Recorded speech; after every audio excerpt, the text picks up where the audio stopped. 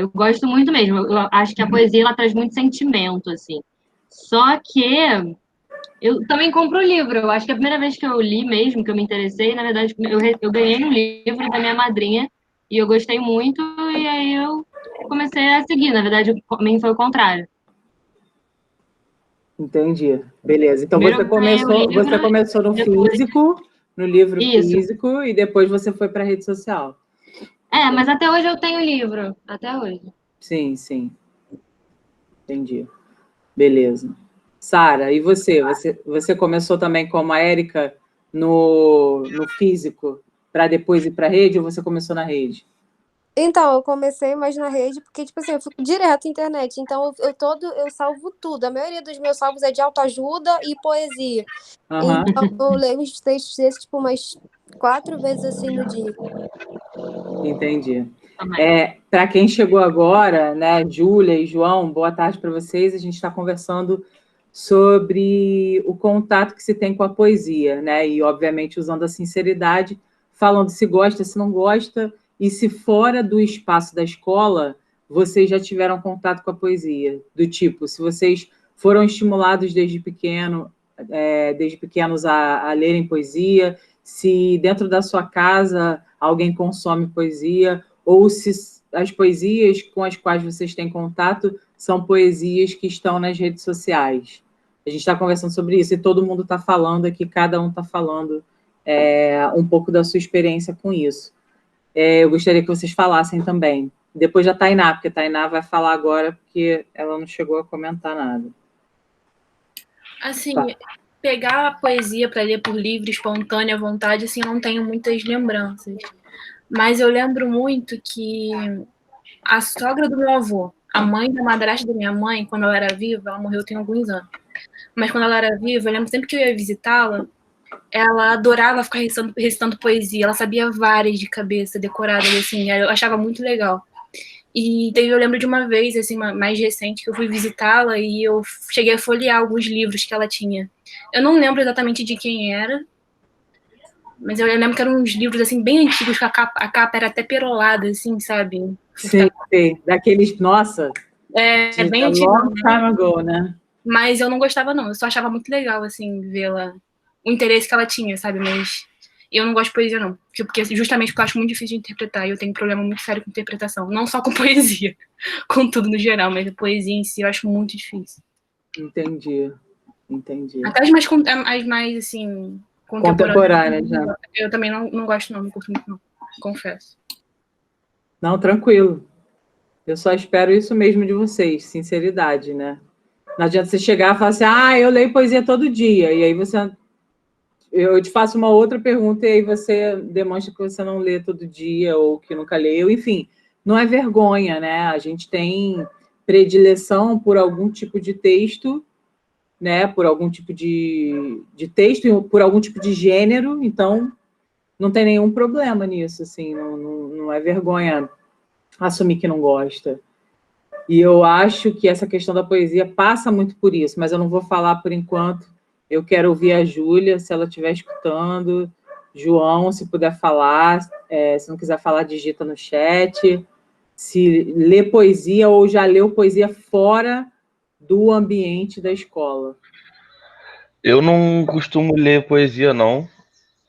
Só que não sei nem se pode... É poesia, mas tipo no Instagram, em redes sociais, muito sobre o cotidiano. Sim. Mais em forma de música, sabe? Sim, porque a música ela tem esse tom, né? A poesia, no caso, é algo difícil de definir até, né? Até nesse momento sobre o racismo e tal, apareceu muito para mim em redes sociais, negros fazendo poesia sobre isso e tal. Sim. Mas sobre o cotidiano me interessa mais, mas essas, como a Tainá disse, é muito mais complicado de se entender, né? Sim, porque a gente... eu tô doida para falar algumas coisas, mas a partir do que vocês estão falando, mas eu não vou falar nada. Mas, João, obrigada. Vou esperar a Júlia, não sei se a Júlia está com o microfone, se ela consegue falar aqui. Toda, assim. Eu vou ser sincera, eu não leio poesia, não. Assim, eu prefiro textos em prosa. Eu não sei se não tenho hábito mesmo. Leio mais porque... Você lê nas provas. Isso, exato. Não costumo ler, não. Beleza, Ju. Beleza. Então, pessoal, na verdade é o seguinte, né? É engraçado perceber, na verdade, é mais uma constatação, né? Poucas pessoas aqui têm a proximidade com essa questão da poesia, e se tem, é uma proximidade que nasce aí de um contexto no qual a gente está inserido, que é a questão da rede social, mas é engraçado falar uma coisa para vocês, assim, que a maioria de vocês trouxe a questão do seguinte: é difícil de interpretar e eu tenho problemas com isso. Eu não estou muito acostumado. É justamente por você não estar acostumado que você tem dificuldade de interpretar, entendeu? Se você lesse constantemente, pelo menos uma vez por dia, e aí quando eu estou falando de poesia, eu não estou descaracterizando, por exemplo, tirando Leminski e outros que são mais, né, do que é recente na literatura. Eu não estou falando que eu devo descaracterizá-los, até porque eu também amo Leminski, que não tem nada a ver com isso, mas leituras fragmentadas com estilos de poesia diferenciados normalmente atraem mais vocês do que o tipo de poesia que se considera normalmente nas questões, né? Então, assim, se você pensa, por exemplo, numa prova como a Souza ou numa prova como a prova da Unigran Rio, você nunca vai ter um Leminski, por exemplo, mas você vai ter um Álvares de Azevedo, mas você vai ter um Vinícius de Moraes, você vai ter mais o pé na tradição literária do que propriamente, né, uma visão mais contextualizada, mais atual, como, por exemplo, você teria no Enem, né, como, por exemplo, você teria na UERJ. Tá? Então, depende muito do perfil de prova para a gente poder avaliar isso. A grande questão é que eu acho muito engraçado ouvir isso, e, na verdade, existem alguns passos, porque, veja bem, a gente está estudando textos em verso, ok? Ou seja, a gente vai falar da poesia, isso é uma realidade, tá? Isso não tem para onde correr. Inclusive, a sua prova, se a gente pensa numa escala de 0 a 100 questões, né? Você tem umas 40 questões, se não for 50, tá? Que lidam com a questão da poesia. Então, assim, né, principalmente numa prova em que você não tem muito tempo ali de ficar nessa dinâmica de ler textos mais compridos, mais extensos, e aí vem a poesia nesse sentido. E vai fazer o quê? Vai chegar lá na hora e pensar, tá, e agora, o que eu faço? Então, é necessário, eu não estou pedindo, eu sou uma pessoa que vocês já me conhecem. Eu não sou uma pessoa que vai aterrorizar vocês com nada, mas eu também não vou passar a mão na cabeça se eu não tiver de fazer, eu não vou. Então, eu digo a vocês, quanto mais vocês se afastarem da poesia, pior para essas questões que vocês vão ter de enfrentar. Então, a primeira coisa que a gente tem que entender, e que passa um pouco a partir do que vocês falaram, é o seguinte: todos vocês pensam que... Não todos vocês, mentira. Mas a maioria demonstrou pela fala. Não estou falando que vocês pensam, vocês demonstraram. Quando a gente se coloca, a gente demonstra uma situação. Que a poesia está aí para ser compreendida, e que ela tem uma verdade, e que essa verdade é difícil para vocês porque vocês não têm muito contato. Então, assim, a primeira coisa que a gente tem que pensar é que não se lê poesia apenas para ter respostas. O silêncio faz parte da leitura da poesia, entendeu? O silenciar, a partir do momento em que você lê, pode ser um silêncio de tipo, porra, não entendi nada, e pode ser um silêncio do tipo assim, cacete. Quantas vezes vocês já não leram uma poesia e ficaram assim, caraca, por essa porrada eu não esperava, né? Quantas vezes nós ficamos sem resposta diante de coisas que lemos? Várias vezes.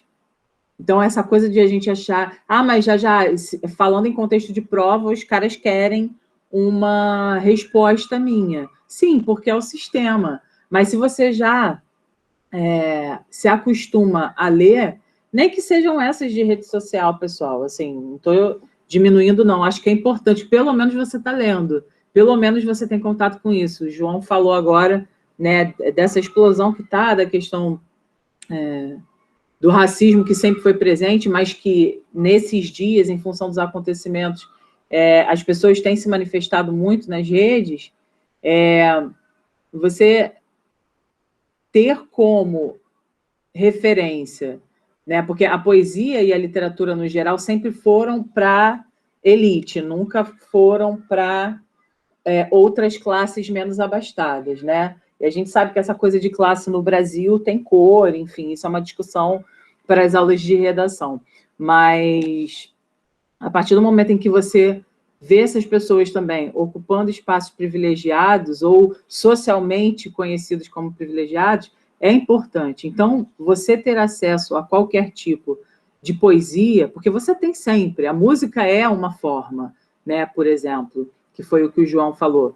Então, é importante entender que, assim como para uma música, você tem momento, né? Então, por exemplo, para você... Eu não sei vocês, mas, assim, eu sou uma pessoa muito, muito intensa, assim, muito envolvida com tudo. Se eu quiser chorar, ou se eu sentir vontade de chorar naturalmente, ok. Mas se eu achar que eu estou precisando, cara, eu boto, é até engraçado, minha mãe ri pra cacete quando eu conto, eu boto a pior música da face da terra, assim, a coisa mais aterrorizante da vida, tipo aquelas músicas da Carolina Dickmann quando tá raspando a cabeça na novela, e eu choro igual criança, assim, porque eu quero botar aquilo para fora, e aí aquela música mexe comigo, e, cara, a partir daí eu vou passar por um processo de catarse total e vou me purificar a partir do sofrimento. Quando a gente quer malhar, a gente coloca uma música mais agitada para refletir ali, para não dar espaço para preguiça, né? Então, quando a gente quer, sei lá, namorar, né? Ou numa situação romântica, de jantar e tal, a gente bota a música do casal. Então, essa questão, assim, de você ter acesso ou à música ou à poesia, né? Como a gente está falando aqui, é uma questão muito do momento, e às vezes você vai ouvir e aquilo ali vai transformar você. Às vezes você vai acordar, botar a sua xícara de café, ir para a varanda, ler uma poesia e aquilo vai mexer com você. É tudo uma questão de hábito.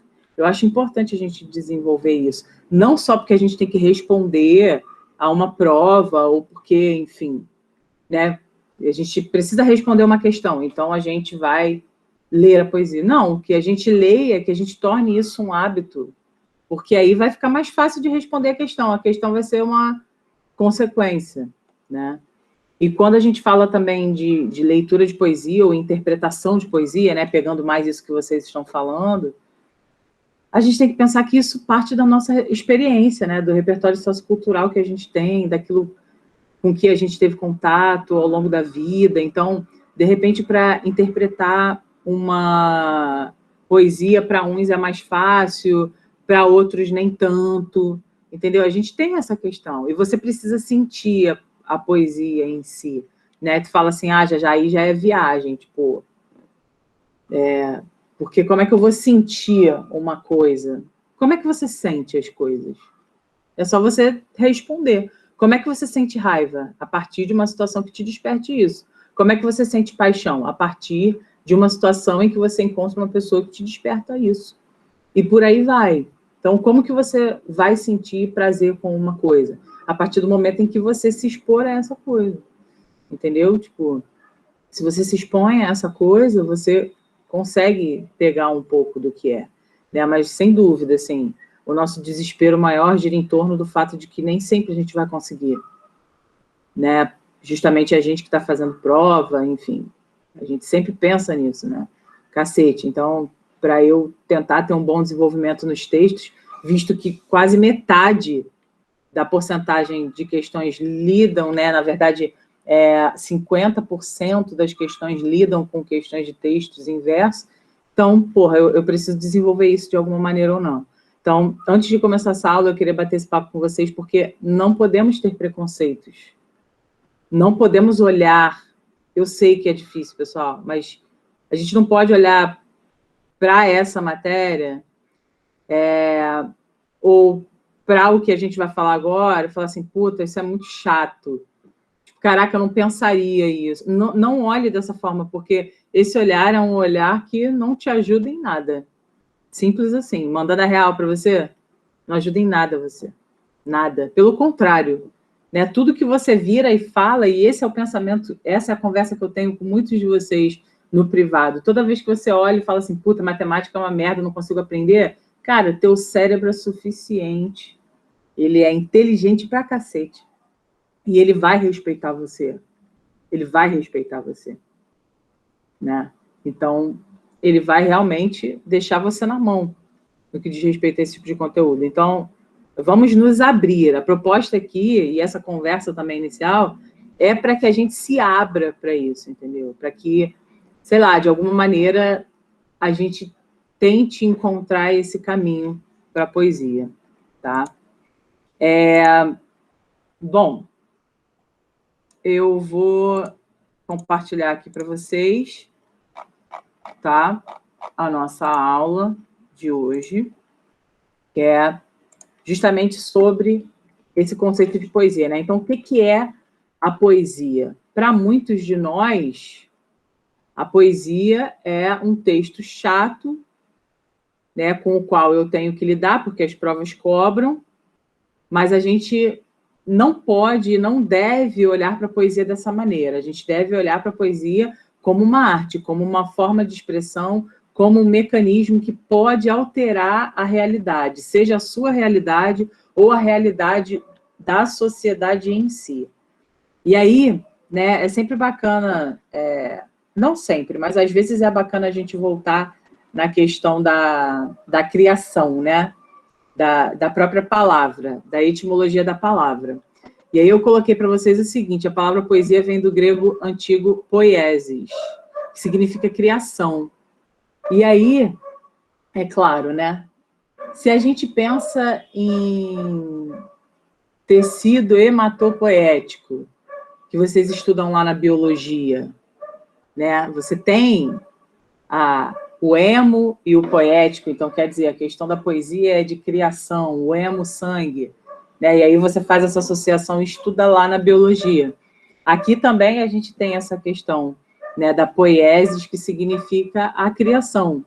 Então, é uma arte que você vai criar por meio de versos para modificar uma realidade segundo aquilo que você escreve, né? O que você sente, segundo aquilo que você sente, como que você bota aquilo no papel. Essa poesia ela vai ter um receptor, que no caso somos nós que consumimos, né? E esse consumo ele vai se dar de uma maneira melhor ou pior, dependendo da relação que a gente tenha com o mundo, com as coisas, com o conhecimento, tá? Antigamente os poemas eram cantados, acompanhados pela lira, um instrumento musical muito comum na Grécia Antiga. Por isso que existe a questão do gênero lírico. A gente já viu isso quando a gente estudou os gêneros literários, tá? A poesia está desde suas origens ligada à música, mas a sua matéria-prima em si é a palavra em seus múltiplos aspectos. Então, quando a Inara falou, eu tenho dificuldade porque eu nunca sei o que está querendo dizer, é justamente porque a matéria-prima é a palavra, e a palavra ela tem uma multiplicidade de sentidos, explorada principalmente pelo conceito de conotação, né? Então, quando a gente pensa naqueles conceitos que a gente já estudou, conotação e denotação, conotação traz uma amplitude semântica muito, muito, muito, muito, muito extensa. Denotação traz uma diminuição, uma restrição semântica. Quando a gente explora o mundo da poesia, a gente explora o mundo da subjetividade, das 50 milhões de interpretações. E meio que está tudo liberado, né? Porque a interpretação é uma coisa muito pessoal. Só que as provas tentam lidar com a interpretação de uma maneira orientada. Do tipo assim, eu espero que o meu aluno veja que essa poesia lida num determinado momento da história e que isso reflete aquele momento ou o pensamento daquele homem naquele tempo. A gente, enquanto pessoas que vão avaliar vocês do ponto de vista técnico, a gente tem que dar uma direcionada, senão não tem resposta, né? Então, assim, mas se fosse falar do ponto de vista da poesia em si e da interpretação dela, cara, não existe uma resposta. Não existe uma resposta. Vou botar uma poesia aqui para vocês e vocês vão falar assim, cara, eu acho que é isso. Aí a Érica vai falar, eu acho que é X. Aí a Nara vai falar, eu acho que é W. Aí o João vai falar, cara, eu acho que é B. Tipo, cada um tem uma leitura, entendeu? É claro que a gente tenta funcionar como pastor ali do arcadismo, né? Tenta segurar vocês daqui e dali, orientar o caminho, mas existe aí a liberdade também de você pensar aquilo que você quiser, tá? Porque a interpretação é sua. A interpretação está no sujeito, está em quem recebe a informação, não em quem fala, tá? Outro elemento essencial para a composição poética é a criação de efeitos sonoros relacionados ao significado que se pretende construir. Verdade, a questão do som, visto que a poesia nasce nessa atmosfera já ligada à música, é muito importante. Por isso que nessa aula de interpretação, a gente também vai recorrer aos aspectos que a gente estudou lá na literatura, com as figuras de linguagem que lidam com o som, né? A questão da literação, a questão da assonância, a questão da onomatopeia, a questão da paranomase. Então, figuras de linguagem perpassam basicamente quase que todos os conteúdos, né? Quando a gente está falando de texto. Então, é importante também você fazer uma revisão desse conteúdo, porque, né, é sempre importante saber o que é uma literação, o que é uma assonância, o que é uma onomatopeia, tá? Para você poder ter um desenvolvimento maior e perceber as coisas na poesia. Eu acho que a dificuldade da poesia também mora no fato de que você não consegue perceber como que ela é criada. E aí você se afasta. Só que a questão vai justamente em cima ou do processo de criação ou da interpretação a respeito. E aí, se você não sabe um, não sabe o outro, é provável que você erre, tá? A primeira poesia, na verdade, são só duas, né, pessoal? Eu coloquei aqui. Porque vocês vão ler muitas nos exercícios para casa. Então, eu vou explorar um pouco aqui com vocês e depois vocês vão ter a própria experiência, né? Façam esse exercício, que é o exercício que eu vou passar no final da aula, façam o exercício, assim, no momento de tranquilidade. Pega um cafezinho, vai para a varanda, sente a brisa, sacou? Senta lá e se entrega. Se você não se entregar... Veja, se a gente não se entrega para a vida, para absolutamente nenhuma atividade, não vale nem a pena a gente levantar da cama, sinceramente, pessoal. Então, assim, entreguem-se, tá? Vamos lá, então. Nós temos aqui uma poesia de Cecília Meirelles, que se enquadra no movimento modernista, né, a segunda fase do modernismo, que é a fase de reconstrução.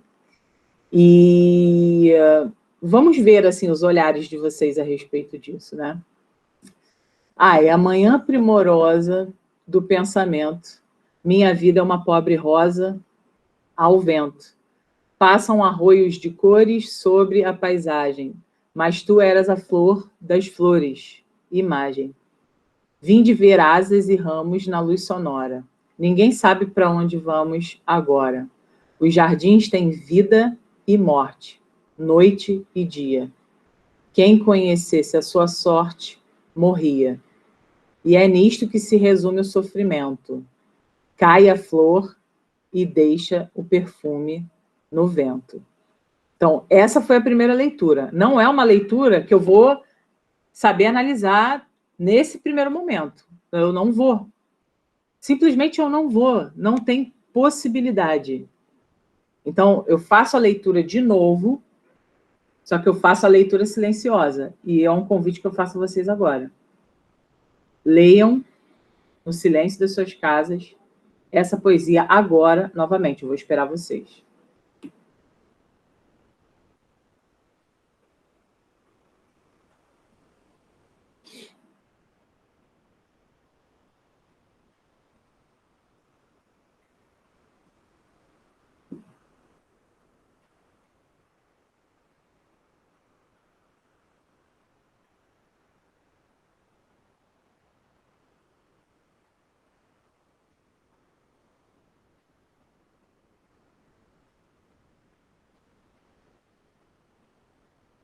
Oi? Então, vamos lá. Ai, a manhã primorosa do pensamento. Manhã perfeita, né? Primorosa, perfeita, maravilhosa, do pensamento. Minha vida é uma pobre rosa ao vento. Passam arroios de cores sobre a imagem, sobre a paisagem. Mas tu eras a flor das flores. Imagem. Vim de ver asas e ramos na luz sonora. Ninguém sabe para onde vamos agora. Os jardins têm vida e morte, noite e dia. Quem conhecesse a sua sorte, morria. E é nisto que se resume o sofrimento. Cai a flor e deixa o perfume no vento. Tá. E aí, pessoal? Assim, possibilidades interpretativas, coisas que vocês falariam a respeito disso. Antes de qualquer questão, enfim, porque não vai ter uma questão aqui sobre isso, mas quais as análises vocês fazem sobre? O que vocês entenderam disso? Entenderam alguma coisa? Não entenderam nada? Fala. Eu entendi que ele estava comparando a vida dele e os pensamentos a um jardim, fazer essa analogia, e entendi que alguém, uma pessoa, deixou ele, e é isso, tanto que fala assim, tu era a flor das flores, depois fala, nisso que se resume a vida, cai a flor e deixa o perfume no vento, como se ele sentisse saudade. Eu entendi isso, tipo, o perfume ficou, você foi embora. Tá, ele quem? Só fala ele. Quem é ele? Que o ele eu você lírico. tá falando? O eu lírico, beleza. O eu lírico a gente sabe que é um componente aí que representa a voz, né, do poema. Então tá, obrigada. Alguém acha alguma coisa? Fala aí. Alguém acha o mesmo que ela ou não? Fala para mim.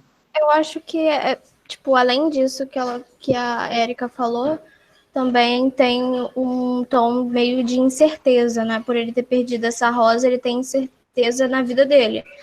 Na parte que ele fala... peraí, deixa eu achar aqui.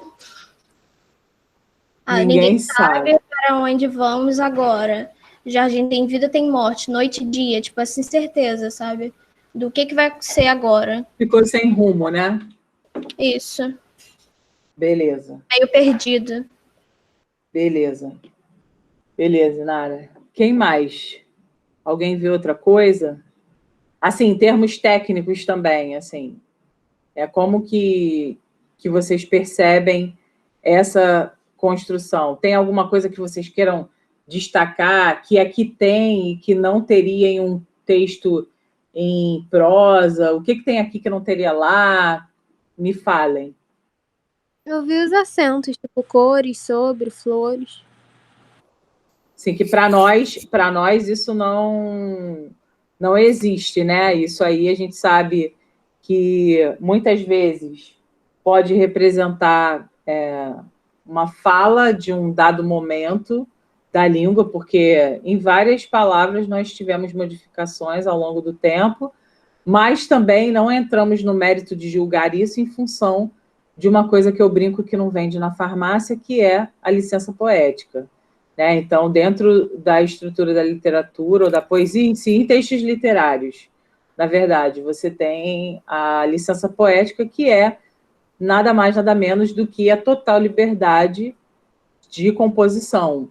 Né? Você pode, por exemplo, errar a gramática dentro de uma composição poética, que está tudo bem. Ninguém vai julgar você em função disso.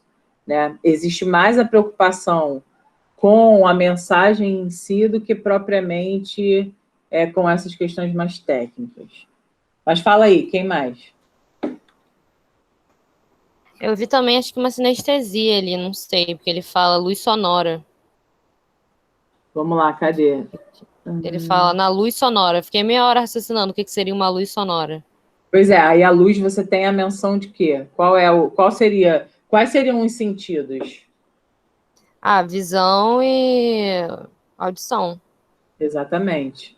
Então, a gente tem aí, você já levantou um ponto que é um ponto da presença de recursos estilísticos, né? Ou seja, sim, recursos que lidam com aspectos relacionados às figuras de linguagem, de estrutura, como rima também, não sei se vocês repararam, mas, né, primorosa e rosa, pensamento, vento, paisagem, imagem, exatamente. Então, como a gente está estudando os textos em verso, a gente lida com isso de uma maneira muito comum, né? A forma desse tipo de construção, né, quando a gente observa esses blocos, porque se a gente está pensando em poesia, a gente pensa também em outros conceitos. Que outros conceitos? Nós pensamos em verso, e verso é cada linha do poema, né? Nós pensamos em métrica, que é a medida desse verso, quantas sílabas poéticas, e nós vamos ver isso daqui a pouco.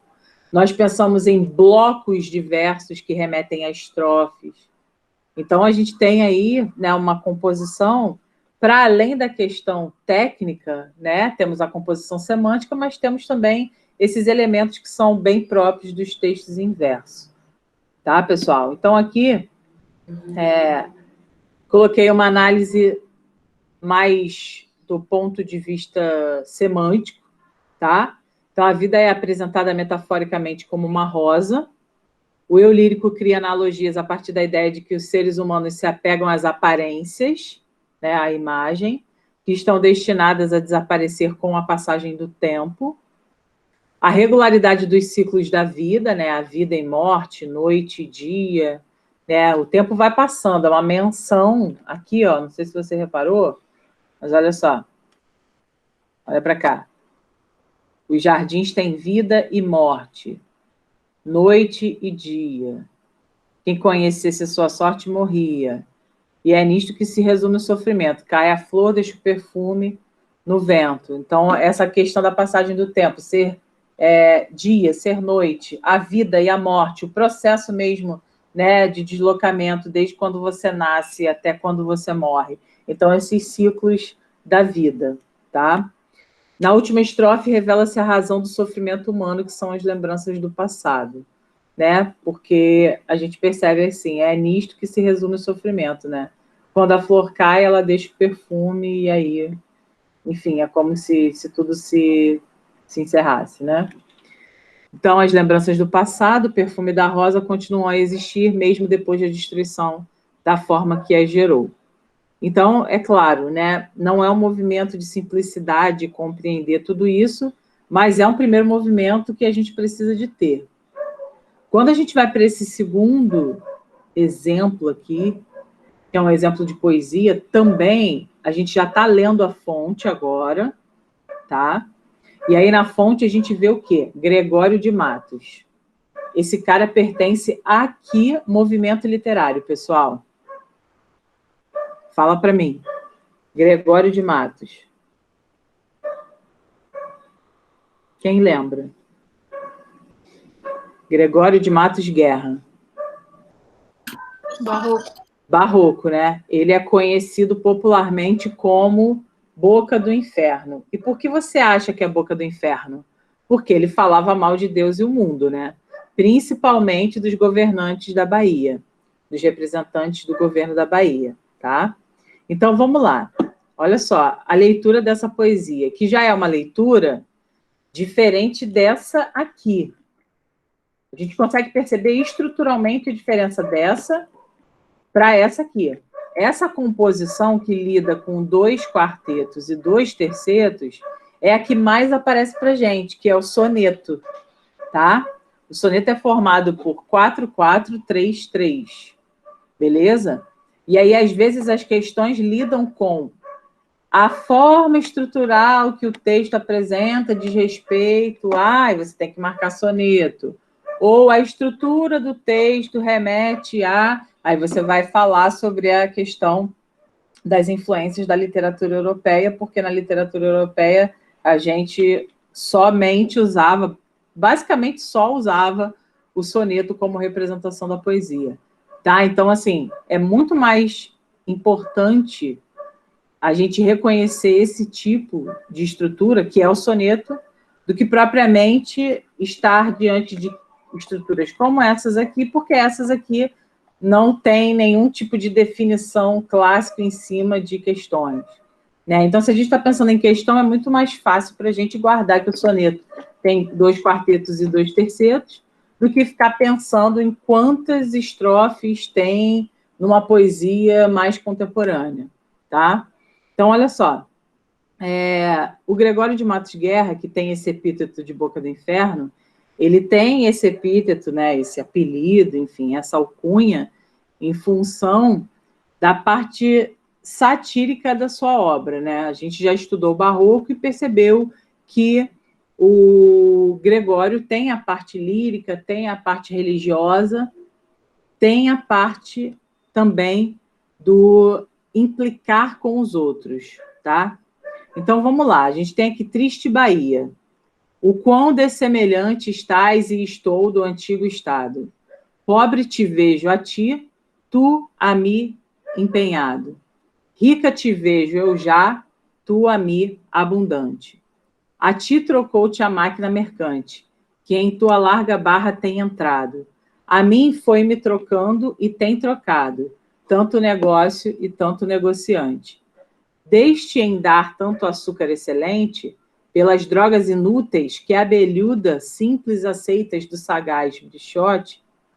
Ó, se quisera Deus que de repente um dia amanheceras tão sisuda que fora de algodão o teu capote. Tá? Então, a gente percebe aqui, quando ele já começa com esse lamento, né? E a gente, obviamente, se deslocando para o passado histórico, se deslocando para aquele tempo, a gente tem as questões ali do açúcar, né? A exploração do açúcar e tudo mais, como a gente já estuda na história do Brasil, mas não só menção a isso, mas também a como que a Bahia, que é a terra dele, se encontra diante daquele abuso de poder, diante daquela exploração, tá? E aí a presença da religiosidade na última estrofe, né? Sempre nessa pegada, se Deus quisesse, sempre, né, jogando para Deus algumas responsabilidades da reconstrução daquele lugar com o qual ele tem muita proximidade, tá?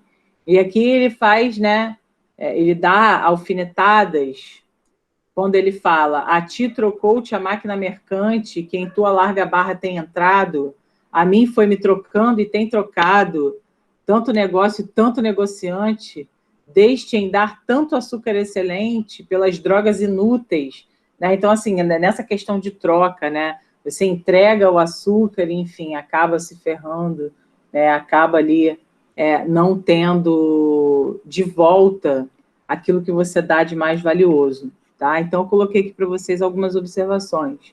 Gregório de Matos ficou conhecido como Boca do Inferno por seus poemas satíricos que, entre outras questões, criticavam a situação econômica da Bahia, que é o local de origem dele. Nesse poema, ele lamenta a situação da Bahia, né, que outrora era rica, que é devastada pela exploração, principalmente na época açucareira, em que os recursos naturais eram prejudicados para levar riqueza à metrópole. O poema termina com: ó, se quisera Deus que de repente um dia amanheceras tão sisuda que fora de algodão o teu capote, que deseja que um dia a Bahia se torne livre com a humildade de um tecido de algodão, longe dos tecidos finos da Europa. E a melancolia, com doses de saudades, pesar e exagero, é uma marca do período literário do qual Gregório de Matos faz parte, porque a gente sabe que o homem barroco estava em crise. Então, é comum para nós perceber, né, melancolia, tristeza, reclamação, porque esse homem é um homem afetado pela atmosfera histórica na qual ele está inserido. Tá? Então, assim, essas poesias, que são bem diferentes e exigem de nós posturas distintas de interpretação, elas servem para mostrar para a gente que não existe uma unidade dentro da própria poesia, né? Elas vão aparecer de uma maneira distinta e cabe a nós, né, dentro do nosso esforço, porque é um esforço do cacete interpretar a poesia, não é uma coisa fácil, principalmente porque não se tem tanto contato com isso, mas que, por meio do nosso esforço, a gente consiga enxergar algumas questões, tá? Quando eu me mudo agora para esse slide, né, que eu botei estrutura do texto poético, tá? Em que a gente também costuma chamar o texto poético de poema, então, a partir de agora eu vou falar poema, poema, e você sabe que eu estou falando do texto poético. A gente precisa sempre ter essa referência. Poema é o texto poético que eu tenho. E esse poema, ele é composto por versos que formam, por meio do agrupamento, as estrofes, que são os blocos, ok? E que se a gente fosse pensar, né, numa analogia entre texto em verso e texto em prosa, eu coloquei aqui para você que estas estrofes se assemelham aos parágrafos. Então, por exemplo, quando a gente pensa numa dissertação, como a gente estava conversando ontem, né, sobre a redação da UERJ, quando a gente pensa numa dissertação, a divisão do nosso texto é uma divisão que lida com parágrafos. Quando a gente pensa em poesia, né, texto em poesia e texto em prosa, né, nessa oposição, o que faz com que a gente enxergue ali aquela estruturação do poema é observar que não há um aproveitamento total da linha como há nos textos em prosa, né? Então, a gente tem uma composição até a metade da linha e que lida com esses conjuntos diversos que são denominados estrofes. Então, seria uma maneira de você criar uma analogia. Tá, então no poema tem o estrofe e num texto em prosa eu tenho parágrafo. Tá? É uma correspondência que a gente faz para ficar mais didático para você e para você perceber a diferença entre os tipos de texto. Eu estou falando isso porque a próxima unidade de interpretação é texto em prosa. Então, primeiro a gente está estudando o texto em verso, para depois a gente estudar o texto em prosa, que é aquele mais fácil, mais tranquilo, com o qual você está mais habituado, tá? Como que a gente faz para enxergar essa estrutura do poema?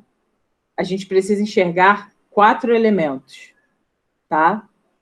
Primeiro é o verso em si, que a gente acabou de comentar.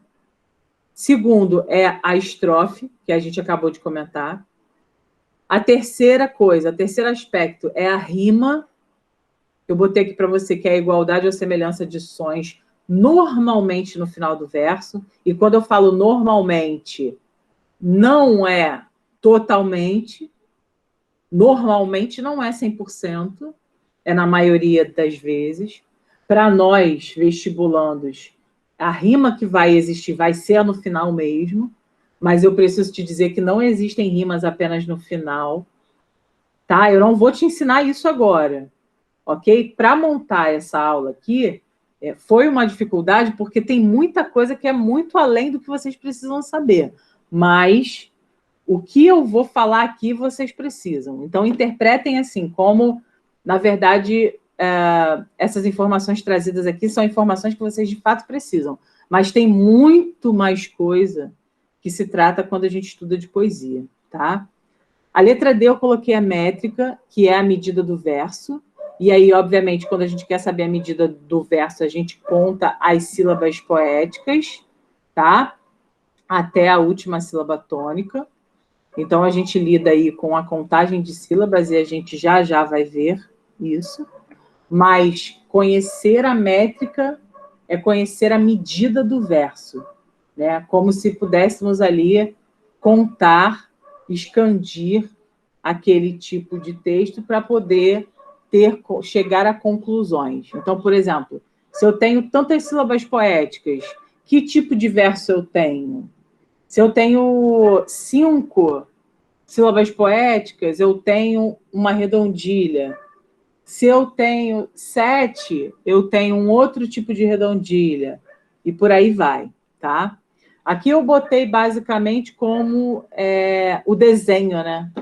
Como seria a estrutura do texto poético. Então, coloquei ali o verso como sendo cada linha, a estrofe, que é o bloco dos versos em si, e o poema é toda essa estrutura, que leva em conta cada linha, que leva em conta cada bloco, que leva em conta aspectos estruturais de rima, que leva em conta aspectos sonoros, que leva em conta a medida dos versos, tá? Então, o poema é essa estrutura aí muito mais ampla, que contém diversos pontos importantes, tá? Já. Fala. Eu não sei se você já falou isso, mas qual é a diferença, ou se tem diferença, entre poesia e poema? Então, na verdade, o poema é a estrutura, né? Poesia é um conceito muito abstrato. Tudo é poesia, Inara. Tudo é poesia. Tipo assim, uma água caindo em cima de uma pedra é poesia. Um parto que é filmado, né, uma criança sendo gerada, é poesia. Né? Não existe muito bem uma delimitação da poesia. A poesia ela pode se manifestar com o poema, que é essa estrutura que a gente está vendo, ou até mesmo com textos em prosa, né? Então, assim, dentro de uma narração, você pode ter a poesia sendo colocada. É muito difícil definir poesia. Poesia é a arte da coisa, é qualquer interpretação que remeta ao que é belo, é qualquer coisa que tire você do lugar, né, do seu lugar de tranquilidade, né, de zona de conforto. A poesia é uma arte, né? É um conceito muito abstrato, não dá para você tentar definir, mas uma coisa é certa, a poesia não existe apenas na forma estrutural do poema. Poesia pode ser absolutamente qualquer coisa. O amor é a poesia, por exemplo.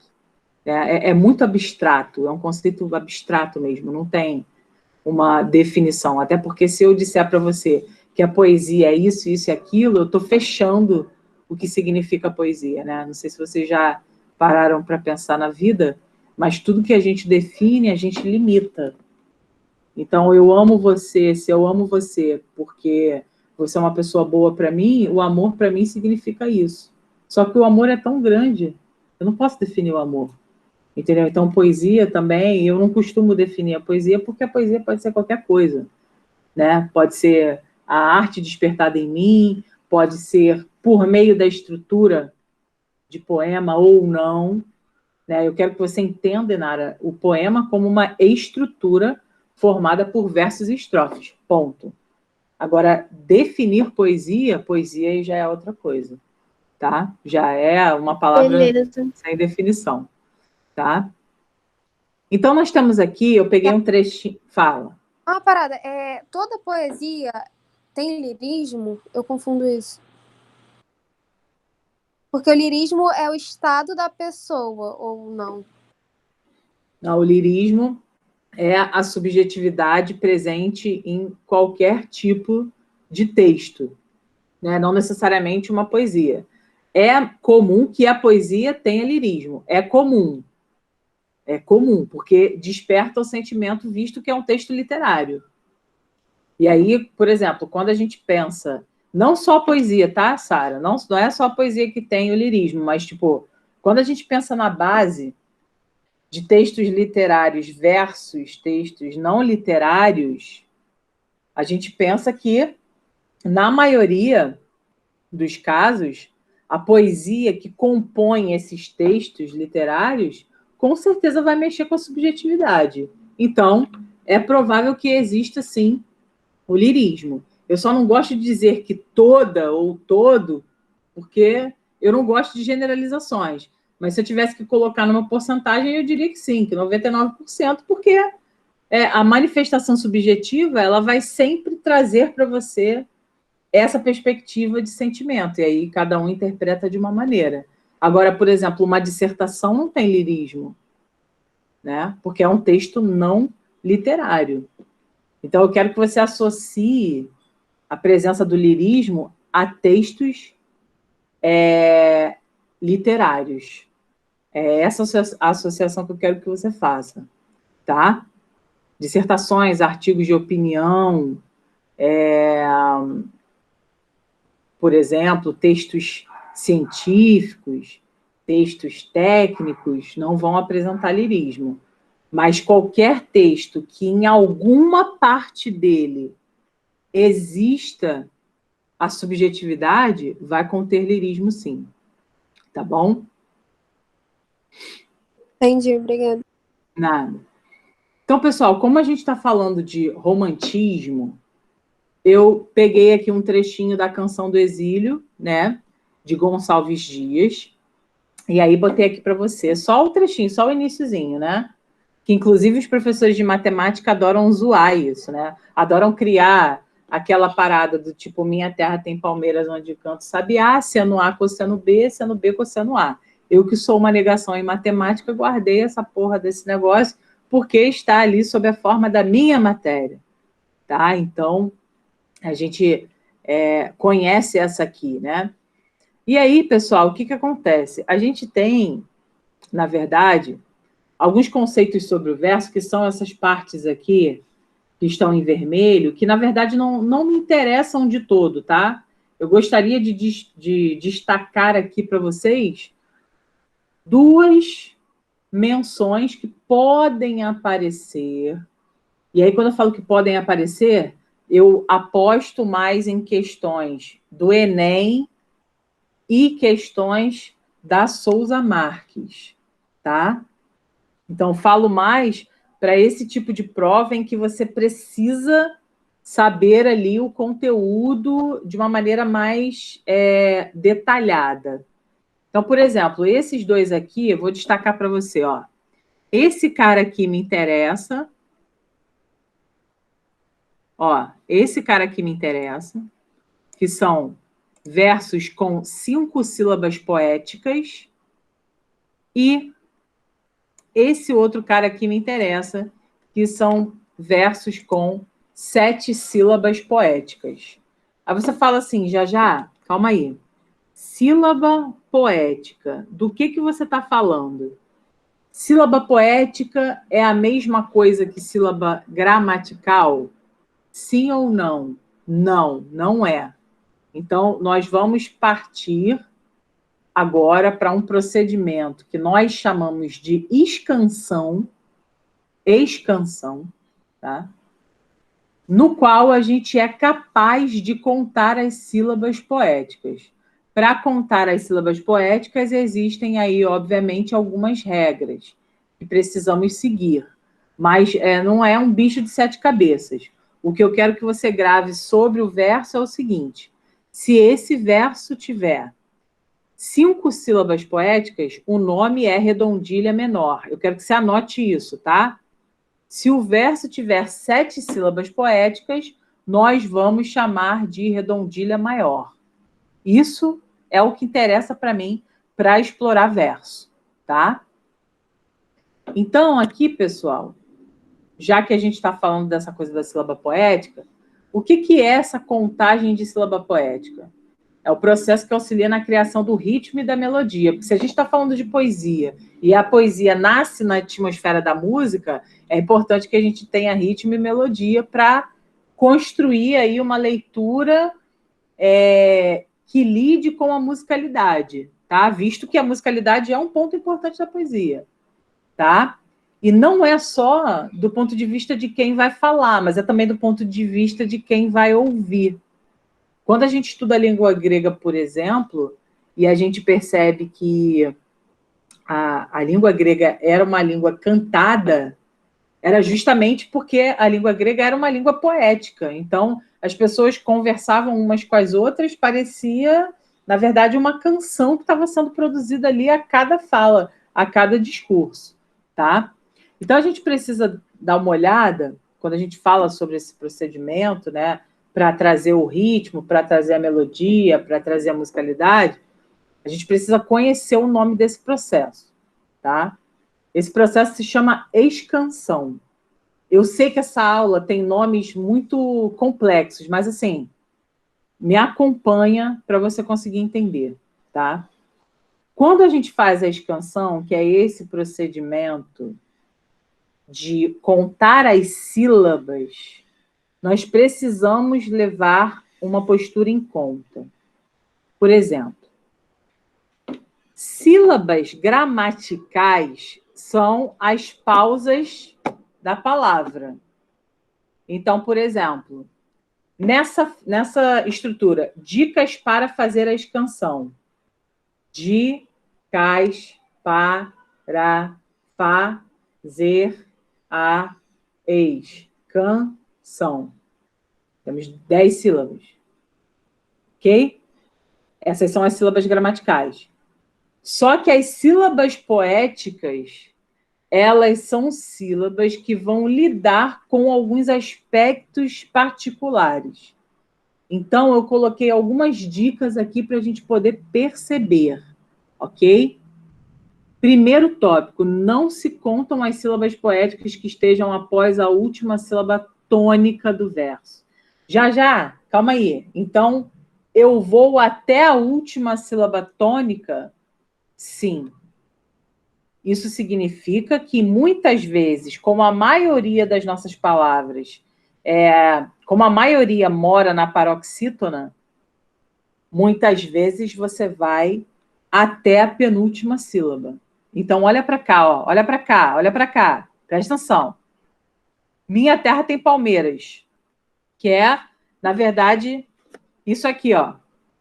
Isso aqui, que a gente vai ver, tá? Então, olha só. Minha terra tem palmeiras. Minha terra tem palmeiras. 8 sílabas gramaticais. 8 sílabas gramaticais.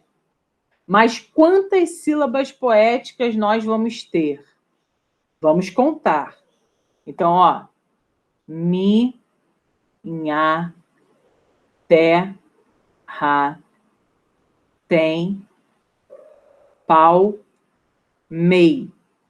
Na palavra palmeiras, a sílaba mais forte é mei. Então, é nela que eu paro. Vocês estão conseguindo acompanhar, pessoal? Vocês estão vendo isso? Sim. Não é uma coisa que a gente vê todo dia, mas vocês estão entendendo essa questão da expansão? Até onde temos dia? Fala aí comigo. Sim. Sim. Beleza, então, ó. Nesse caso, nós vamos contar até mei, que é a última sílaba tônica. Já que urais aqui, ó, é muito fraca e deve ser excluída da contagem. Então, qualquer menção a uma sílaba fraca fica de fora. A gente tem que parar na última sílaba tônica. Olha para esse trecho aqui. Ó. Olha isso. Essa que estou amando. Vamos lá. Aí a gente faz a separação. Essa queis. E aí você fala assim, pô, mas calma aí. Não deveria ser essa que estou amando. Não deveria, na verdade, separar esse que e esse eis? Não deveria, porque quando nós temos vogais, nós fundimos uma outra. Tá? Então, nós contamos como se o som fosse grudadinho. Ok? Então, temos aqui essa queis estou amando. Então, nós temos 1, 2, 3, 4, 5, 6. Ah, mas por que não vai até o do? Porque essa sílaba é a última sílaba tônica.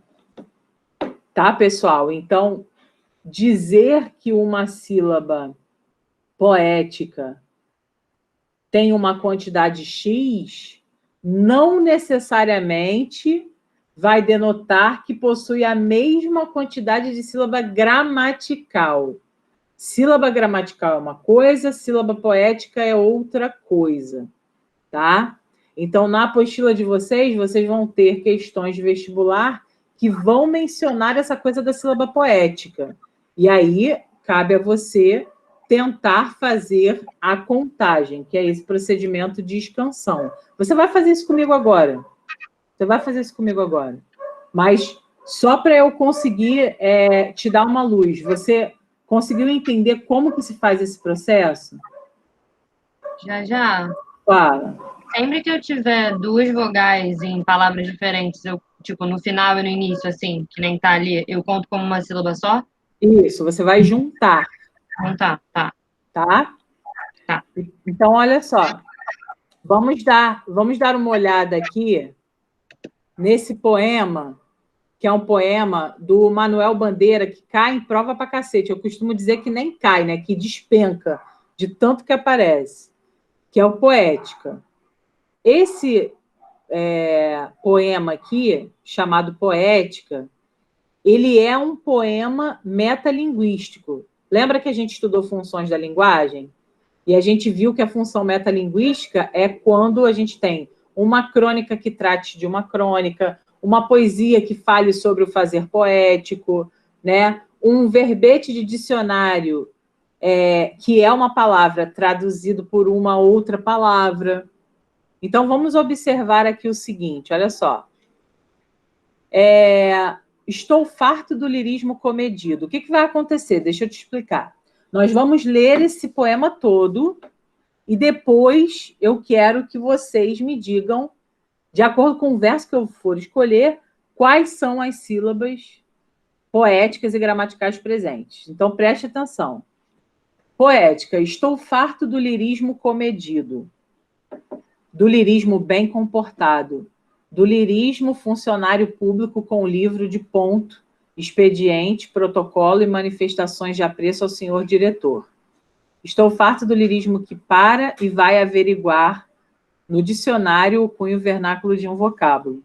Abaixo os puristas. Todas as palavras, sobretudo os barbarismos universais, todas as construções, sobretudo as sintaxes de exceção, todos os ritmos, sobretudo os inumeráveis.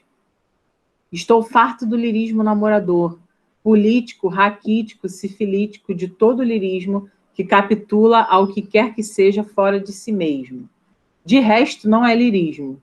Será contabilidade, tabela de cossenos, secretário do amante exemplar, com 100 modelos de cartas e as diferentes maneiras de agradar as mulheres, etc.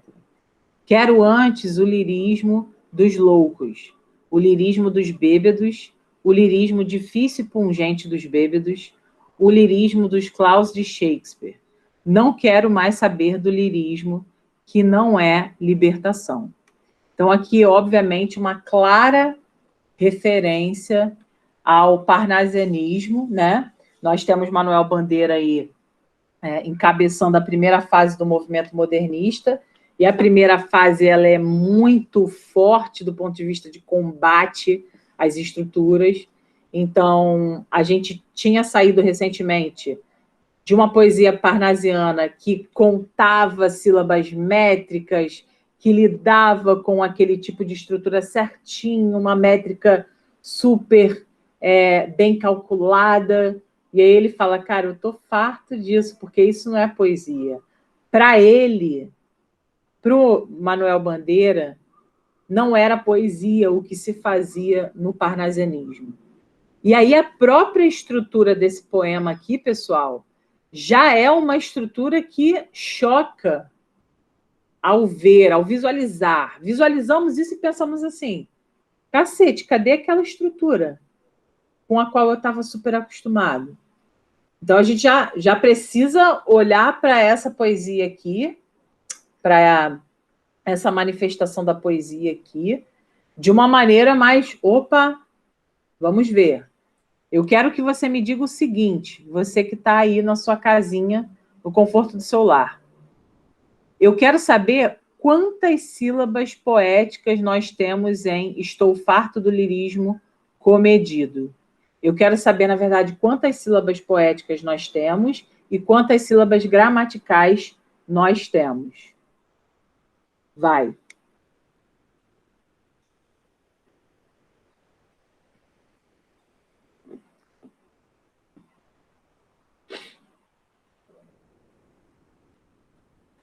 Quantas sílabas gramaticais e quantas sílabas poéticas? Do primeiro verso. Acho que 12 gramaticais e 11 poéticas. E aí, pessoal? É isso? São 12 gramaticais e 11 poéticas? Eu contei 12 gramaticais, mas eu tô tentando falar aqui as palavras que também rolaram. Ó, vamos lá. Ó, vamos contar assim na mãozinha, ó. Estou, par, to, do, li, ris, mo, co, me, di, do. 12 sílabas gramaticais. Ok? Todo mundo acompanhou essa contagem? Sim. Sim. Beleza. Agora, estou, par, to, do, li, ris, mo, co, me, di. Porque na palavra comedido, qual é a sílaba tônica mais forte? É o di. Então, como a gente faz a contagem da sílaba poética até a última sílaba tônica, a gente para no di. E se a gente tem 12 gramaticais, a gente tem 11 poéticas. Tudo bem? Sim ou E não, já pessoal? tem algum macete, tipo assim, para saber quando que a última separação se liga com a primeira da outra palavra? Quando conta como se fosse uma coisa só? Se for vogal. Só se for, tipo assim, pode dar um exemplo? Aham. Olha só. Olha para cá.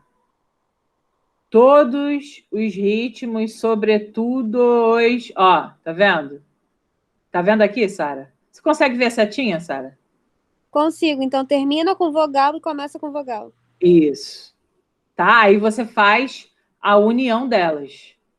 Aí, sobretudos, tá vendo? Sobretudos, juntou. Ao invés de sobretudo os, é sobretudos. Entende, Sara? Entendi. E só mais uma pergunta. Qual a diferença da redondilha menor para maior? A contagem de sílabas poéticas. Menor é 5, maior é 7. Ah, tá. Eu tinha me perdido. Obrigada. Nada. Então, olha só. Beleza, a gente contou. Deixa eu colocar aqui. Ó. 12. Eita, calma aí. 12 gramaticais, 11 poéticas. Beleza. Pessoal, agora eu quero a contagem desse segundo verso aqui. Do lirismo bem comportado. Vai. Quero a contagem de sílabas gramaticais e sílabas poéticas. Vai.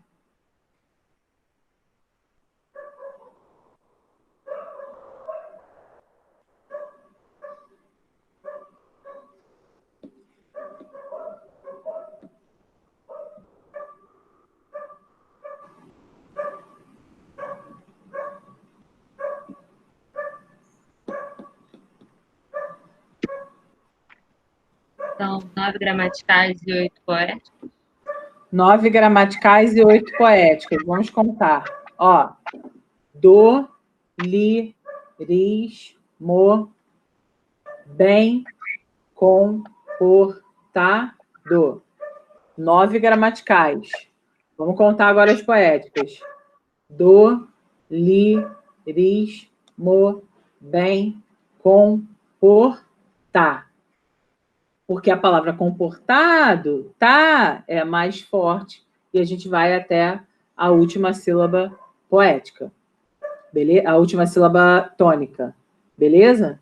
Então, do, li, ris, mo, bem, comportar. Do, li, mo, bem, comportado. Então, gramatical, normal, são 9. Tá? Vou botar aqui, ó. Vou botar aqui para você. Então, verso 2, 9 gramaticais e 8 poéticas. Pergunta, pessoal. Pergunta. Veja bem. existe aqui, né? Porque tem uma pergunta, né, pessoal? O que a gente percebeu sobre os versos vistos na poesia de Manuel Bandeira? A gente vai ver, na verdade, os 2 primeiros versos, tá? Então, vamos lá. Gente, vou dar um zoom aqui. Ó, quando a gente percebe esse primeiro, a gente tem 11 sílabas poéticas. Quando a gente percebe esse segundo, a gente tem 8 sílabas poéticas. São números diferentes. Concorda comigo? Sim ou não? Sim. Existe um conceito dentro dos estudos dos textos em verso que diz o seguinte, esse conceito: se você tem versos que não apresentam métrica, que não apresentam uma medida igual, você tem um tipo de verso específico, que recebe um nome, que é um verso livre. Um verso livre é um verso que não tem amarras, que não tem uma contagenzinha certa para se manifestar. Porém, eu não sei se você já reparou também que comedido não rima com comportado. Concorda comigo? Sim. Então, nesses 2 primeiros versos, nós temos, e isso é um conceito que os alunos confundem pra cacete, nós temos versos livres e versos brancos. Verso livre, tá anotando, né? Verso livre é o verso que não tem métrica, e verso branco é o verso que não tem rima. Então, se uma questão levanta para você uma característica do modernismo presente no poema Poética, quando a gente olha os 2 primeiros versos ou os 4 primeiros versos, você vai marcar que os versos são livres.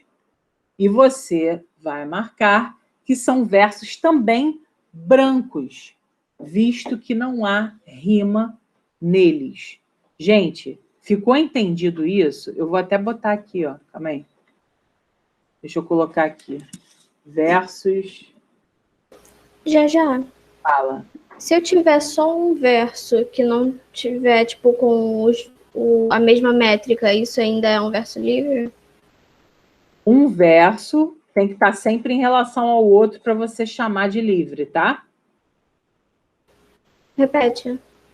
Um verso, quando a gente tem questão, assim, em termos de vestibular, a pessoa só vai chamar de livre ou de branco se, no mínimo, tiverem 2 referências de verso. Então, verso 1 e verso 2, verso 3 e verso 4. Nunca vai ser o verso puro e simples. Entendeu? Ah, tá, beleza. É sempre numa perspectiva de comparação. Tá. Então, ó, estou colocando aqui no slide para ficar claro para a gente, ó, versos livres sem métrica, versos brancos sem rima. Então, quando a gente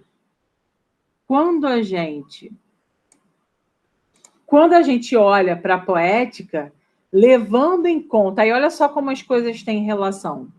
Levando em conta que a gente está falando de modernismo, né? Quando a gente fala de Manuel Bandeira, a gente está falando sobre modernismo, a gente está falando de um movimento que quer romper com o passado, a gente está falando de um movimento que critica a poesia bem comportada, que ele fala aqui, ó, cadê? Do lirismo funcionário público com o livro de ponto, ou seja, a mesma coisa todo dia, batendo ponto, mesma coisa. Quando a gente fala sobre isso, para o projeto que o modernismo queria implementar, cara, ter verso livre e ter verso branco é absolutamente uma revolução, né? Porque você vinha de uma poesia que era toda casadinha, uma rima aqui, uma rima assado e tal, toda uma combinação. E, na verdade, quando você chega ao modernismo, você não tem nada disso nesse primeiro momento. A primeira fase do modernismo é muito agressiva, né? É muito agressiva do ponto de vista de composição poética. Então, é importante que a gente guarde esses conceitos, né? Porque esses conceitos aqui vão caminhar dentro de alguns movimentos de uma maneira mais forte do que em outros. Tá entendido, pessoal? Fala comigo. Sim. Tá entendido? Júlia, Caio, João, Érica, Tainá, Sara. Sim. Tudo bem? Ótimo. Então, pessoal, olha só. Rapidamente aqui sobre a estrofe, não vamos falar muito, né? A gente já sabe que a estrofe é o bloquinho de verso. E de acordo com o número de versos, a gente tem classificações, mas não me interessa. Isso aqui é só a título de curiosidade. Tá? Isso aqui não interessa para gente. A única coisa que interessa eu sublinhei, que é o quê? O terceto e o quarteto, porque 2 quartetos e 2 tercetos representam o soneto, e por isso eu coloquei esse soneto aqui, que é o soneto de Vinícius de Moraes, que você, obviamente, conhece, esse soneto de fidelidade, é muito comum. E aí, para a gente, na verdade, só, né, perceber aqui, claro, do ponto de vista estrutural, é o que nos interessa agora, tá? Mas não vamos resumir o soneto de fidelidade apenas a estrutura. É só para poder ilustrar para você, tá bom? De tudo ao meu amor serei atento, antes e com tal zelo, e sempre e tanto. Que mesmo em face do maior encanto, dele se encante mais meu pensamento. Quero vivê-lo em cada vão momento, e em seu louvor hei de espalhar meu canto. E rir meu riso e derramar meu pranto, ao seu pesar ou seu contentamento. E assim, quando mais tarde me procure, quem sabe a morte, angústia de quem vive, quem sabe a solidão, fim de quem ama, eu possa lhe dizer do amor que tive, que não seja imortal, posto que a chama, mas que seja infinito enquanto dure. Tá? Então, 4, 4, 3, 3. Essa estrutura me interessa, que é a estrutura do soneto. Deixa eu só fazer uma pergunta, porque eu não resisto. Que figura de linguagem é essa aqui, ó, que traz repetição de conectivos?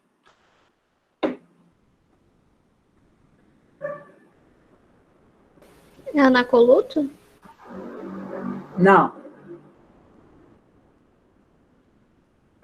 Não acredito que ninguém vai lembrar, Senhor Jesus. Qual é o nome da figura de linguagem que repete conectivo? E qual é o... Gradação? Não.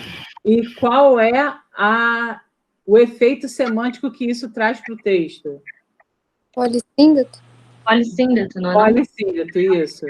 E o que isso traz para o contexto que a gente está estudando aqui agora, do ponto de vista do verso? Então, ele fala assim, de tudo ao meu amor serei atento. Eu serei atento ao meu amor, tá? E aí, eu boto, e com tal zelo, e sempre, e tanto. Qual é o sentido que eu quero dar quando eu afirmo que eu serei atento ao meu amor e uso o polissíndeto? Qual é o efeito de sentido? Fala, Sara. ênfase. ênfase para demonstrar o quê? O quê com você? O meu esforço de tentar ser uma excelente pessoa porque eu amo você e serei atento a esse amor. Não basta amar, né? Hoje o que mais questionamos é, não adianta você me amar, você precisa ser atento ao amor que você me dá. Você precisa construir, né? E sempre, e tanto, e com tal zelo, você vai meio que num processo, e esse polissíndeto representa esse processo de envolvimento, né? Eu não diria de ênfase, mas eu diria de dedicação, tá? De você demonstrar com aquela repetição que você está se dedicando à pessoa amada. Entendido isso, pessoal? Muita viagem? Não? Dá para entender? Dá para entender. Beleza. Vocês estão me ouvindo? Eu apertei o negócio aqui sem querer. Estão me ouvindo? Sim. Tá. Beleza. Então, olha, vamos lá. Tem muito mais coisa aqui para falar. Eu ficaria até amanhã falando sobre esse soneto, mas eu não quero por uma questão de que eu não tenho tempo para fazer isso.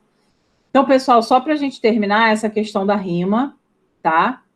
É um outro ponto também importante. Na verdade, é o ponto final aqui da gente, tá?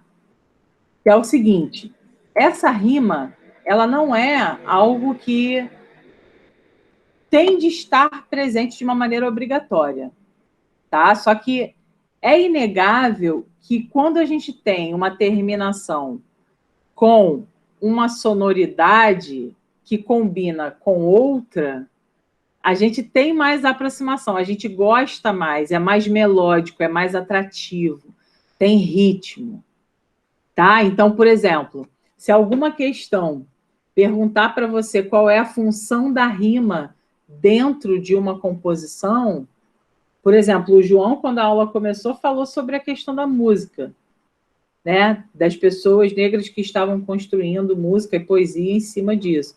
É claro que tem a presença da musicalidade, mas a musicalidade é um processo que só existe porque existe a rima. Então, a gente precisa pensar qual é a função dessa rima. A função dessa rima é justamente criar essa melodia. E essa melodia vai atrair, pode atrair ou não, quem é o receptor desse tipo de conteúdo, tá? Então, eu coloquei aqui para você que a rima é um dos elementos do verso, porém não é essencial ou obrigatório, tá? Isso é um livro de literatura que eu tenho, e aí eu coloquei aqui a referência. É uma opção do autor para criar conexões melódicas e acentuar o final de um verso em termos sonoros, mas também semânticos. E a gente tem uma classificação para a rima que é a seguinte: a gente classifica a rima quanto à posição dessa rima, que a gente viu que, por exemplo, aqui, ó, no soneto de Vinícius, nós temos atento rimando com pensamento e tanto rimando com encanto. Então, a gente tem uma rima A, uma rima B, uma rima B, uma rima A. Isso é uma modalidade, tá? A gente conhece aqui por meio, a gente representa por meio dessas letras em maiúsculo, tá? Então, por exemplo, quando a gente tem uma posição de rima em que a gente rima o primeiro verso com o segundo, o terceiro com o quarto e o quinto com o sexto, a gente tem essa composição AA, BB, CC. E a gente vai chamar de rima emparelhada. Quando a gente tem uma rima alternada, é que a gente rima o primeiro com o terceiro, o segundo com o quarto, e por aí vai. Quando a gente tem rima oposta, ou interpolada, ou intercalada, são sinônimos, a gente tem A, B, B, A. Aqui, ó, a gente tem A, B, B, A. Então, a gente tem um tipo de rima chamada rima oposta, ou interpolada, ou intercalada. Aqui são os exemplos, ó, pessoal. Eu coloquei aqui já para que vocês percebam, tá? Para que vocês possam visualizar. Ele deixava atrás tanta recordação, e o pensar a saudade até no próprio cão. Debaixo de seus pés parecia que gemia. Levanta-se o sol, vinha rompendo o dia, e o bosque, a selva, o campo, a pradaria em flor, vestiam-se de luz com um peito de amor. Se a gente viu que a estrutura AA, BB, CC existe, a gente vai chamar essa rima de rima emparelhada. Ok? Se a gente tem esse exemplo, olha só. Tu és beijo materno, tu és um riso infantil, sol entre as nuvens de inverno, rosa entre as flores de abril. Nós temos A, B, A, B. Significa o quê? Ó? Materno com inverno, infantil com abril. Se você volta aqui, você consegue enxergar que você tem uma rima alternada, tá? Agora, se você tem saudade, olhar de minha mãe rezando e o prato lento deslizando em fio, saudade, amor de minha terra, o rio, cantigas de águas claras soluçando. Se você tem uma terminação que combina com o último e uma mediana que combina com o terceiro, aí você tem esse tipo de rima aqui, que a gente conhece como rima intercalada, interpolada ou oposta. Aí você fala assim, já, isso é difícil. Caraca, como é que eu vou guardar essa parada aí? Na verdade, isso é treino. Se alguma questão te pedir isso, às vezes pede, mas não é tão comum, tá? Normalmente, para sua sorte, eles pedem mais qual é a função da rima, e a resposta, no geral, é sempre trazer essa questão de musicalidade, ritmo para poesia, tá? Até anota isso, que eu estou falando, normalmente costuma ser gabarito, tá? O cara pergunta para você qual é a função da rima naquela poesia ou naquele texto, e você vai ou marcar fornecer, criar musicalidade ou evidenciar alguma proximidade com o público-alvo, por exemplo, se é o infantil, repare que música infantil, por uma questão ali de estímulo da fala da criança, normalmente lida com rima, né? Então, existe sempre uma construção melódica com fins objetivos de causar, de trazer essa musicalidade, de trazer essa aproximação com o leitor, tá? Então, normalmente as questões lidam com isso. Ninguém pede para você, qual é o tipo de rima? É muito difícil que isso aconteça, tá? Mas, se alguém falar sobre rima intercalada, sobre rima emparelhada, você já tem que ter ouvido na vida, tá? Já, como é que resolvo isso? Exercício, meu amor. Por isso que você vai agora terminar essa aula e fazer todos os exercícios Não agora, né? Porque você tem aula, você vai almoçar, você vai descansar. Mas no final do dia, pega e varre toda a apostila, a unidade de texto inverso, tá? Para fechar, a gente também não só tem a questão da posição da rima, quanto também a formação da rima. Como que essa formação se dá do ponto de vista do valor dela? Ela é pobre? Ela é rica? Ela é rara? Veja que a luta de classes se encontra, inclusive, na rima, né? A divisão de classes se encontra, inclusive, na rima. Uma é pobre, uma é rica, tá? E aí, como é que seria uma rima pobre? Uma rima pobre é aquela rima em que você usa a mesma classe gramatical. Uma rima rica é uma rima em que você usa uma classe gramatical diferente. E uma rima rara é quando você usa palavras que não são tão comuns do ponto de vista da poesia. Então, por exemplo, quando a gente pensa em coração, qual é a palavra que vem à mente para rimar? Várias. Coração, desilusão, ilusão, paixão, enfim. Esse ao-til, ele é muito comum, a gente está muito acostumado. Então, isso não é uma rima rara. Uma rima rara é com terminações que não estamos habituados a ver, a ouvir, a ler, tá? Então, aqui é o seguinte, ó. Esse exemplo aqui, nós temos as palavras finais, né? Existe, aviste, teimoso, amoroso. Se as rimas pertencem às mesmas classes gramaticais, essa rima é pobre, tá? Se eu tenho espero, vida, sincero e querida, eu tenho espero, verbo, eu tenho sincero, um adjetivo, classes gramaticais diferentes, essa rima é rica, tá? Agora, se eu tenho uma rima rara, é porque eu tenho um som com o qual a gente não está tão acostumado. Então, cisne e tisne, a gente não está acostumado. Bosque e quiosque. É muito difícil percebermos poesias que lidem com esse tipo de palavra. Tá? Não tem, a gente praticamente não tem como A gente não tem vista de um tipo de poesia que traga bosque. Normalmente, a gente tem o quê? Terminações or, terminações dade, terminações ão, são terminações mais comuns. Quando temos as terminações incomuns, temos esse tipo de rima, que é a rima rara, tá? Então, em resumo, o que a gente precisa pensar quando a gente pensa na poesia em si, né? Na verdade, no texto inverso? Nós temos de dar atenção à rima, nós temos de prestar atenção nas aliterações e nas assonâncias, nós temos de saber que o metro, a métrica, é a medida do verso, ou seja, temos de saber reconhecer quantas sílabas poéticas nós temos.